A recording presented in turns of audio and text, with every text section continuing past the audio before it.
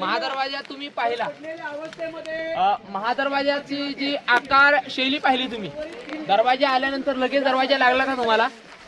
लगेच दरवाजा दिसत नाही बघा, त्याला वळण आहेत बघा, अशी हो वळण आहेत, जाग्यावरती टर्न आहेत. टर्न कशासाठी? कारण की डाऊन आठ केली असतात, पण त्याला वातावरण एकदम क्लिअर लागतं. तोरणा, राजगड, लिंगाणा, प्रतापगड, महाबळेश्वर, शिवतरगड, सोनगड आणि मानगड इथून महाराजांना 8 किल्ले दिसतात. रायगड रोपवेने जे आलो ना सर, ही रायगडाची मागच्या बाजूने लोक आली, समोर ग्रुप आहे ना, फॅमिली ग्रुप, हे कारण की लेडीज लोकांना जमत नाही पायी चढायला आणि मुलं आहेत ना, त्यामुळे लोक रायगड रोपवेने आल्यामुळे गडावरती गर्दी जास्त होती लोकांना, कारण की दोन्ही मार्ग आहेत, बाकी गेल्यावर एवढी गर्दी होत नाही. आणि जरी आले तरी या दरवाजाने प्रवेश, हा मेना गेट आहे. मेना म्हटलं की डोलीचा प्रकार ना, पालखीचा. महाराजांच्या राण्या होत्या, पण त्या राण्यांना मेण्याने जर जायचं असेल तर या मागच्या बाजूने जायच्यामुळे या गेटचं नाव मेना गेट आहे. आपण पुढच्या बाजूने आलो ना, महादरवाजा बघा, खाली जाताना रोपवे जवळ महाराजांच्या काळात राणी महाराजांच्या मागून मार्ग होता, मागून म्हणजे तुम्ही पालखी दरवाजाने नाही आलात, आता तुम्हाला पालखी दरवाजा पण दाखवायचा आहे. पालखी दरवाजाने महाराज यायचे आणि मेना दरवाजाच्या राणी मालांच्या खालून प्राणी आतमध्ये घुसायच्यामुळे या गेटला मेना गेट नाव आहे. आणि आपण आलो तो महादरवाजा, आणि त्यानंतर महादरवाजा नंतर पालखी दरवाजा पुढे आहे.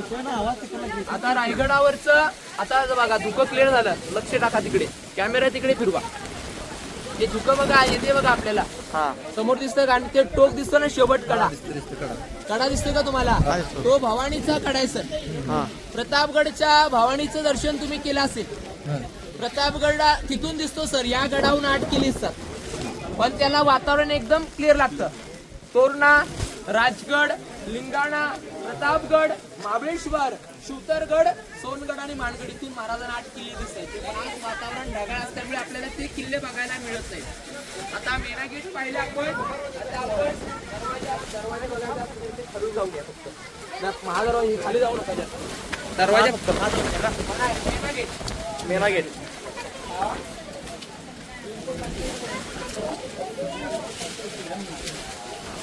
महादरवाजा तुम्ही पाहिला, महादरवाजाची जी आकार शैली पाहिली तुम्ही, दरवाजा आल्यानंतर लगेच दरवाजा लागला का तुम्हाला? लगेच दरवाजा दिसत नाही बघा, त्याला वळण आहेत बघा, अशी हो वळण आहेत, जाग्यावरती टर्न आहेत. टर्न कशासाठी? कारण की रायगड जर पाडायचा असेल तर गडावरती काय आणावं लागतील? तोफा. आणि तोफा कधी सर वाकड्या तिकड्या होत नाहीत, तोफांची रेंज एक सरळ असते, म्हणून त्याचा आकार हा नागबोडी आहे. आणि त्याच्या पायऱ्या चढलात ना तुम्ही, पायऱ्या बघा जरा उंच आहेत, आणि तुम्ही चढल्या त्या एकदम छोटे आहेत. उंच का सर? गडावरती जर तोफा आणल्या तर कोण आणेल? हत्ती. माणूस तर गडावरती तोफा वरती चढू शकत नाही, आणि तोफा जर आणल्या आणि तोफांचा जर आकार जर पाहिला तो मोठा असतो, तो लगेच टर्न घेत नाही ना हत्ती.